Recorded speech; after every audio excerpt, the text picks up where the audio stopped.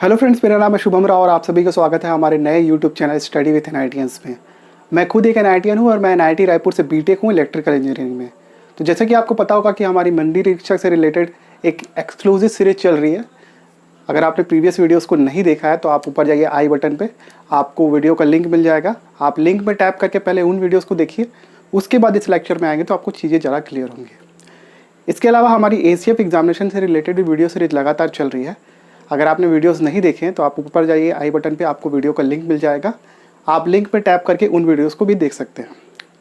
तो जैसा कि मैंने आपको लास्ट क्लास में भी बोला था कि अगर आप वीडियो शेयर नहीं करते हैं तो मुझे मजबूरन मंडी निरीक्षक से रिलेटेड वीडियो सीरीज को ख़त्म करना पड़ेगा और मेरे जो दूसरे जॉनर है मैं उस पर वीडियो बनाऊँगा। अगर आपको चाहिए कि आप कंप्यूटर के अलावा दूसरे सब्जेक्ट भी फ्री ऑफ कॉस्ट में पढ़ें तो प्लीज़ वीडियो को शेयर करिए, लाइक कीजिए। ज़्यादा से ज़्यादा शेयर उन लोगों को ज़रूर कीजिएगा जिनके पास पैसे नहीं है कोचिंग इंस्टीट्यूट को देने के। ठीक है, तो आज हम लोग एक महत्वपूर्ण टॉपिक पर चर्चा करेंगे जिसका नाम है आपका MS ऑफिस। और इसमें भी हम लोग स्पेसिफिकली अगर बात करें तो वर्ड के बारे में चर्चा करेंगे। MS वर्ड में क्या होता है, कितने प्रकार के शॉर्टकट कीज होते हैं, उनसे रिलेटेड क्वेश्चन आपके व्यापक में आपको एक दो दिख जाएंगे। तो उससे रिलेटेड हम लोग आज कुछ चर्चा करेंगे। ठीक है, तो वीडियो में ज़रूर आखिरी तक बने रहिएगा। मैं आपको 1 बाय 1 करके चीज़ें एक्सप्लेन कर रहा हूँ।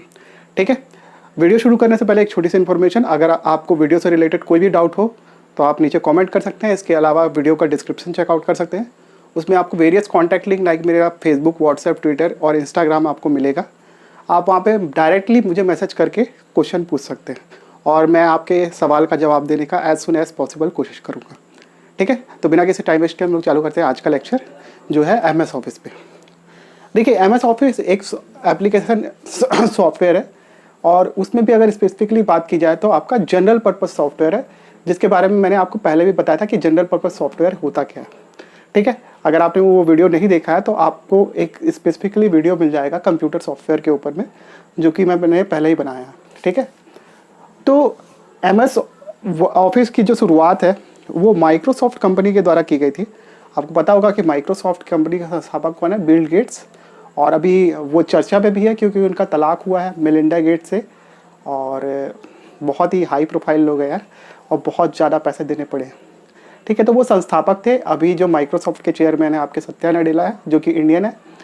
ठीक है, और आई गेस मणिपाल यूनिवर्सिटी से है वो, I don't know exactly, but मेरा जितना जानकारी है उसके हिसाब से मैं बता रहा हूँ आपको। 1988 में माइक्रोसॉफ्ट कंपनी के द्वारा ये MS ऑफिस का निर्माण किया गया था।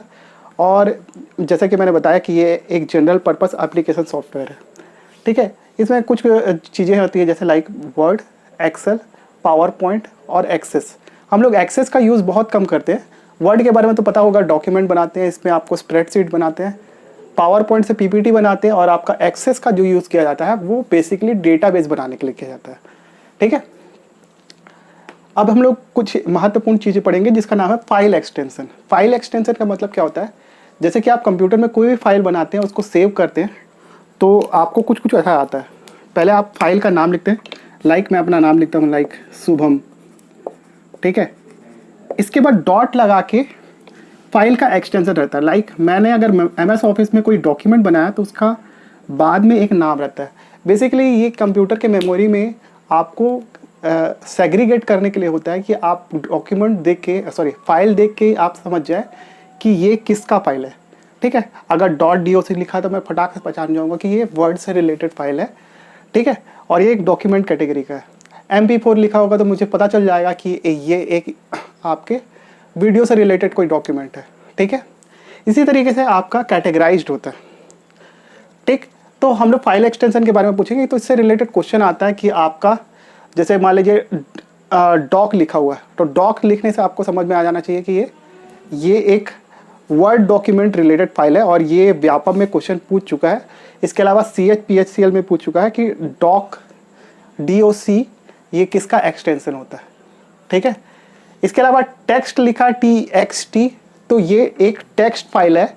ठीक है, डॉक्यूमेंट और टेक्स्ट में फ़र्क इतना होता है कि डॉक्यूमेंट में आप क्लिप आर्ट वगैरह भी डाल सकते हैं, ग्राफिक्स डाल सकते हैं, जबकि टेक्स्ट केवल टेक्स्ट में ही रहता है। उसके बाद XLS, ये एक्सटेंशन है आपके MS एक्सेल फाइल का। इसके बाद है EXE, ये एक्सटेंशन है आपके एग्जीक्यूटेबल फाइल। लिख रहा हूँ मैं, executable फाइल, ठीक है, ये इसका एक्सटेंशन है exe का। pmd जो है वो आपके पेज मेकर फाइल का एक्सटेंशन है। इसके अलावा jpeg ये आपके इमेजेस का एक्सटेंशन होता है, ठीक है। आप फोटो खिंचाते हो, आप अपलोड करते हो आपके फॉर्म वगैरह में, तो वो बोलता है जेपीजी में होना चाहिए या फिर जेपीईजी में होना चाहिए, ठीक है। इसके बाद है BAS, ये है बेसिक प्रोग्राम फाइल का एक्सटेंशन, ठीक है। इसको भी मैं लिख देता हूँ, बेसिक प्रोग्राम फाइल, ठीक है, ये एक्सटेंशन होता है। इसके बाद आता है वेव आपके, ये भी MP4 टाइप का साउंड, जितने भी फाइल रहते हैं MP4 MP3 टाइप के ये एक्सटेंशन है, और ये बेसिकली आपके साउंड फाइल को रिप्रेजेंट करता है। इसके अलावा PPT आप समझ गए होंगे, power point presentation. Power point के बाद जो भी डॉक्यूमेंट प्रेजेंटेशन के फॉर्म में रहता है उसके आखिरी में PPT रहता है। इसके बाद होता है डॉक्स जो होता है वो भी एक वर्ड से रिलेटेड फाइल है, लेकिन जो MS वर्ड का जो 2007 वाला वर्जन था उसमें डॉक्स एक्सटेंशन आता, डॉक नहीं आता था। उसके बाद जितने भी आपके MS वर्ड वाले आए उसमें सबके आखिरी में DOC लिखा रहता है, ठीक है। तो अब हम लोग पढ़ेंगे MS वर्ड के बारे में। MS वर्ड के बारे में मैं थोड़ी देर में आपको बताऊंगा, लेकिन जगह बच गई थी, मैं आपको एक कंप्लीट डायग्राम दिखाऊंगा उसका। थोड़ी सी जगह बच गई थी, इसलिए मैं आपको मेन्यू बार के बारे में बता देता। मेन्यू बार हम लोग थोड़ी देर में देखेंगे। आप केवल अभी इतना ध्यान दीजिए कि हमको शॉर्टकट की पढ़ना है, तो शॉर्टकट की में मेन्यू बार से रिलेटेड कौन कौन से शॉर्टकट की है, थोड़ी सी जगह बच गई थी, इसलिए मैं इसको यहीं पे कवर कर देता हूँ, ठीक है। मेन्यू बार का मतलब ये होता है, इसमें file, edit, view, insert, format, tools, table, Windows और हेल्प लिखा होता है। ये आपको MS वर्ड जब खोलेंगे आप तो सेकंड वाली लाइन में लिखेंगे, मैं आपको थोड़ी देर में दिखाऊंगा, ठीक है। तो इसको डायरेक्टली कैसे ऑपरेट करते हैं, अगर मान लीजिए आपके पास माउस नहीं है तो आप इसको ओपन करने के लिए क्या करेंगे, आल्ट दबा के, आल्ट एक बटन होता है कंप्यूटर के कीबोर्ड में, देखना आपका, उसको दबा के आप F दबाएंगे तो आपका ये फाइल वाला ओपन हो जाएगा। इसमें न्यू वगैरह सब रहता है, देखिएगा करके। एडिट को खोलने के लिए क्या करेंगे, Alt+E दबाएंगे, ठीक है। देखना सब में जो पहला वाला जो लेटर है वही उसका शॉर्टकट की है, ठीक है। लेकिन हाँ, इसमें थोड़ा सा लोचा भी है, मैं अभी बताता हूँ। Alt+E दबाएंगे तो आपका एडिट खुल जाएगा, Alt+V दबाएंगे तो आपका व्यू खुल जाएगा, Alt+I दबाएंगे तो आपका इंसर्ट खुल जाएगा। लेकिन अब यहाँ पर लोचा क्या है, अब वो देखना। देखिए, अब फाइल में भी सामने F है, फॉर्मेट में भी F है, तो जो अब फॉर्मेट के बाद में F के बाजू में क्या है, O है, इसलिए जो अगला लेटर है उसको दबाएंगे, Alt+O।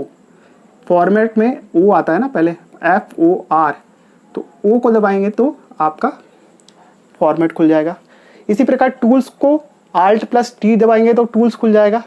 लेकिन टेबल में भी T है ना, ठीक है, तो टेबल के T के बाजू में क्या है, A है, इसलिए Alt+A दबाएंगे तो टेबल खुल जाएगा, Alt+W दबाएंगे तो विंडोज़ खुल जाएगा, और Alt+H दबाएंगे तो आपका हेल्प खुल जाएगा।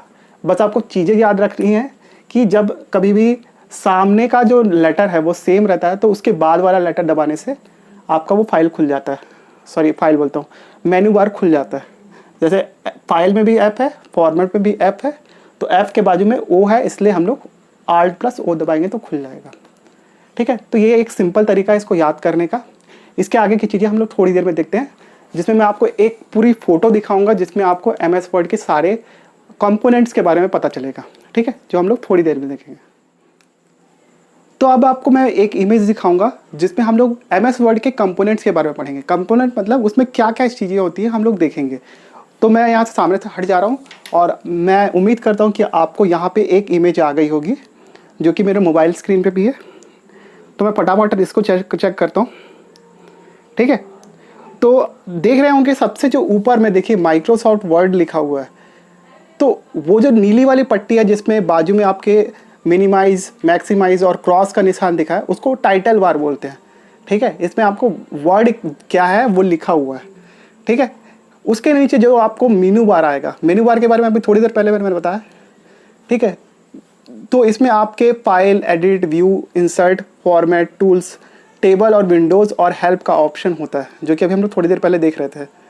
उसके बाद होता है standard tool bar. Standard tool bar basically icons बने होते हैं, जो कि आपके व्यू इंसर्ट वगैरह में भी जो ऑप्शन होते हैं वही सेम ऑप्शन इसमें भी होते हैं, बस इसमें फ़र्क इतना होता है कि इसमें आइकन्स बने रहते हैं, हम लोग डायरेक्टली उस पर टैप करके उसको एक्सेस कर सकते हैं। ठीक है, उसके बाद होता है फॉर्मेटिंग टूल बार। जस्ट में आपके स्टैंडर्ड टूल बार के नीचे फॉर्मेटिंग टूल बार होता है, जिसमें आपका बोल्ड, इटैलिक, अंडरलाइन ये सब आपके चिन्ह हैं। इसके अलावा यहाँ से फॉन्ट वगैरह भी का साइज भी चेंज कर सकते हैं और फॉन्ट का स्टाइल भी चेंज कर सकते हैं। ठीक है, उसके बाद आपको रूलर टाइप का कुछ दिख रहा है। ठीक है, इसको बेसिकली रूलर ही बोलते हैं। तो ये हॉरिजॉन्टल भी होता है, ठीक है, और वर्टिकल भी होता है। ठीक है, उसके बाद आता है आपका प्लेन वाला एरिया, जिसमें वाइट कलर की एक पट्टी दिख रही होगी आपको। ठीक है, उसको बोलते हैं वर्किंग एरिया। ठीक, और वर्किंग एरिया बोलते हैं उसे। उसके बाद होता है कर्सर।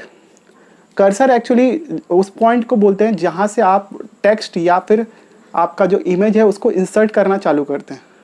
ठीक है, साइड में आपके स्क्रॉल बार होता है, जिससे हम लोग पेज को ऊपर नीचे करते हैं।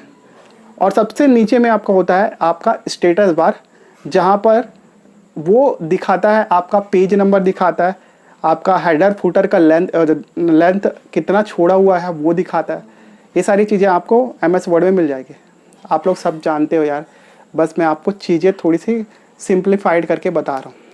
ठीक है, बाकी आप लोग ज़रा समझदार हैं, क्योंकि हर कोई आजकल कंप्यूटर ऑपरेट ही करता है। हमको बेसिकली छोटी छोटी चीज़ों पर ध्यान देना है। ओके, तो ये चीज़ आपने देख ली। थोड़ी देर में हम लोग देखेंगे कि जो बाकी सारे शॉर्टकट कीज़ बच गए हैं, वो सारे शॉर्टकट कीज़ को मैं बता दूंगा। ठीक है, तो वो सब चीज़ें हम लोग थोड़ी देर में देखते हैं।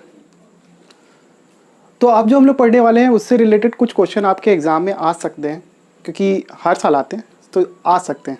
ठीक है, इसमें हम लोग शॉर्टकट कीज़ के बारे में पढ़ने वाले हैं। MS वर्ड में कौन कौन से शॉर्टकट कीज़ यूज़ होते हैं। हालांकि ये जनरल आपके कंप्यूटर में भी इस तरीके के शॉर्टकट कीज़ मिलेंगे, लेकिन इसमें कुछ एक्सक्लूसिव कीज़ होते हैं जिनको हम लोग पढ़ना ज़रूरी है।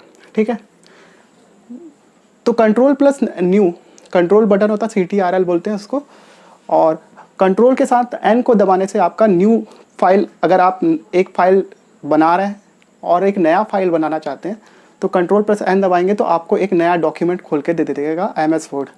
ठीक है, कंट्रोल प्लस S और शिफ्ट प्लस F12। ठीक है, कंट्रोल प्लस F दबाएं या फिर शिफ्ट प्लस F12 दबाएं। इससे क्या होता है, अगर आपका जो करंट फाइल है उसको सेव करने के लिए ये शॉर्टकट की का प्रयोग किया जाता है। कंट्रोल प्लस A से आपको पता है जैसे कि सेलेक्ट ऑल हो जाता है, जितने भी टेक्स्ट या फिर ग्राफिक्स होते हैं आपके स्क्रीन पे वो सारी चीज़ें सेलेक्ट हो जाती हैं। कंट्रोल प्लस P या फिर control plus shift plus F12 दबाने से आपका प्रिंट, जो भी आपका डॉक्यूमेंट रहता है उसका डायरेक्टली प्रिंट ले सकते हैं। ठीक है, कंट्रोल प्लस F2 दबाने से आपका प्रिंट प्रीव्यू देख सकते हैं। ठीक है, डॉक्यूमेंट प्रिंट होने के पहले आप उसका प्रीव्यू देख सकते हैं कि वो किस प्रकार दिखाई देगा प्रिंट होने के बाद। ठीक है, तो कोई भी जो करेक्शन होता है वो हम लोग प्रिंट प्रीव्यू देख के उसको करेक्शन को रेक्टिफाई कर लेते हैं। इसके बाद होता है F5। F5 आपके कंप्यूटर के डेस्कटॉप में जाके अगर करने से क्या होता है, रिफ्रेश होता है। लेकिन अगर आप माइक्रोसॉफ्ट वर्ड में जाके ऐसा करेंगे तो F5 का जो मतलब होता है फाइंड, रिप्लेस या फिर गो टू। डॉक्यूमेंट में कुछ भी चीज़ फाइंड करना, ठीक है, किसी भी वर्ड को किसी वर्ड से रिप्लेस करना या फिर गो टू करने के लिए आपका F5 की का प्रयोग किया जाता है। ठीक है, कंट्रोल प्लस C या फिर शिफ्ट प्लस F2 दबाने से आपका कॉपी हो जाता है। कंट्रोल प्लस X दबाने से आपका कट हो जाता है। कंट्रोल प्लस V दबाने से आपका पेस्ट हो जाता है। ठीक है, कंट्रोल प्लस Z दबाने से आपका क्या होता है, अंडू। कंट्रोल प्लस Y दबाने से रीड्यू। F7 दबाने से आपका स्पेलिंग चेक। ठीक है, आपने कुछ भी टेक्स्ट लिखा हुआ है उसका स्पेलिंग चेक करने के लिए आप F7 का की का प्रयोग कर सकते हैं। F12 दबाने से आपका सेव एज कर सकते हैं। जैसे कि मान लीजिए एक डॉक्यूमेंट आपने बना के रखा है, ठीक है, अब आपको उसका डॉक्यूमेंट का नाम चेंज करना है, ठीक है, उसको दूसरे नाम से सेव करना है तो आप F12 दबा दे तो आपको सेव एज का ऑप्शन आ जाएगा, तो उसका आप नाम चेंज कर सकते हैं। ठीक है, control plus shift plus S दबाने से आप फॉन्ट का स्टाइल चेंज कर सकते हैं। Control plus shift plus F दबाने से आप फॉन्ट को चेंज कर सकते हैं। ठीक है, जो भी टेक्स्ट जिस फॉन्ट में लिखा हुआ है उसको चेंज कर सकते हैं। कंट्रोल प्लस B दबाने से आपका फॉन्ट को बोल्ड कर सकते हैं, मतलब जो बोल्ड सब लोग जानते हो यार, ये सब चीज़ें मैं बस आपको बता रहा हूँ। Ctrl+I दबाने से आप उसका स्टाइल को इटैलिक कर सकते हैं।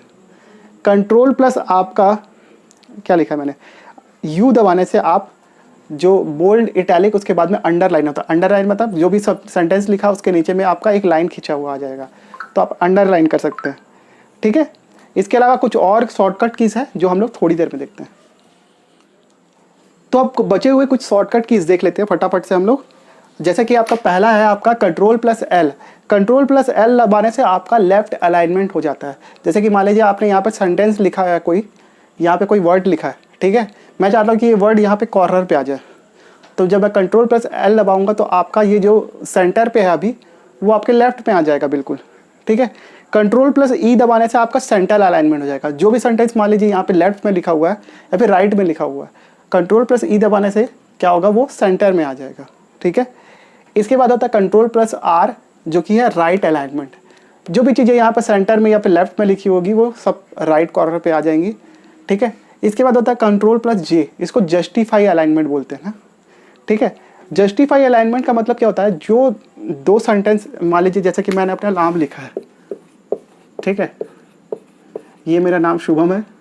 अब ये सेंटेंस के बीच में जो गैप है, एक एक वर्ड के बीच में गैप है, वो गैप फिक्स करने के लिए आपका जस्टिफाई अलाइनमेंट का यूज़ किया जाता है।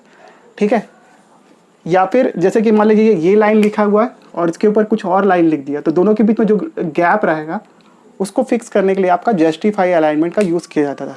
ठीक है, F2 दबाने से आप जो भी करंट फाइल है उसका नाम चेंज कर सकते हैं। ठीक है, अगर आपको फाइल का नाम चेंज करना है तो आप F2 का यूज़ करेंगे। Ctrl+S देखते हैं आप। Ctrl+S दबाने से आपका फॉन्ट का जो साइज है उसको हम लोग मैनेज कर सकते हैं, फॉन्ट के साइज को कम ज़्यादा कर सकते हैं। इसके बाद Ctrl+K दबाने से आप डॉक्यूमेंट में हाइपरलिंक इंसर्ट कर सकते हैं। हाइपरलिंक क्या होता है ये जानने की ज़रूरत नहीं है आपको, क्योंकि आपको केवल क्वेश्चन में टिक करके आना है।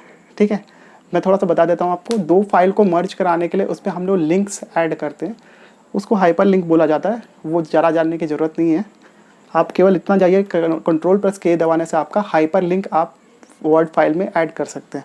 इसके बाद होता है Ctrl+O। Ctrl+O जो हमने पूर्व में सेव की हुई फाइल है उसको ओपन करने के लिए Ctrl+O का प्रयोग किया जाता है। ठीक है, तो मैंने MS वर्ड के बारे में आपको सारी चीज़ें लगभग क्लियर कर दी हैं। अगर आपको फिर भी कोई डाउट आता है तो आप नीचे कमेंट कर सकते हैं या फिर मेरे से कांटेक्ट कर सकते हैं सोशल मीडिया के थ्रू। इसके अलावा ज़्यादा से ज़्यादा इस वीडियो को लाइक कीजिए, शेयर करिए, सब्सक्राइब करिए मेरा चैनल, और ज़्यादा से ज़्यादा ज़रूर शेयर करिए कि व्यूज़ नहीं आ रहे हैं दोस्तों। अगर आपको दूसरे सब्जेक्ट भी पढ़ने हैं आपके मंडी निरीक्षक एग्ज़ाम से तो प्लीज़ शेयर करिए। अदरवाइज़ मुझे कोई भी इंटरेस्ट नहीं है, लग रहा है फ़िलहाल तो आगे के वीडियो कंटेंट्स बनाने के लिए, क्योंकि व्यूज़ नहीं आएंगे तो मेरा मोटिवेशन नहीं मिलेगा मुझे, और जब मेरा फ़ायदा नहीं होगा तो फिर मैं आपका फ़ायदा क्यों करूं। ठीक है, तो एक जेन्युइन सी बात है, आप प्लीज़ इसे शेयर करिए। मैं इतना ही कहना चाहता हूं आपसे, और thank you so much for watching this video.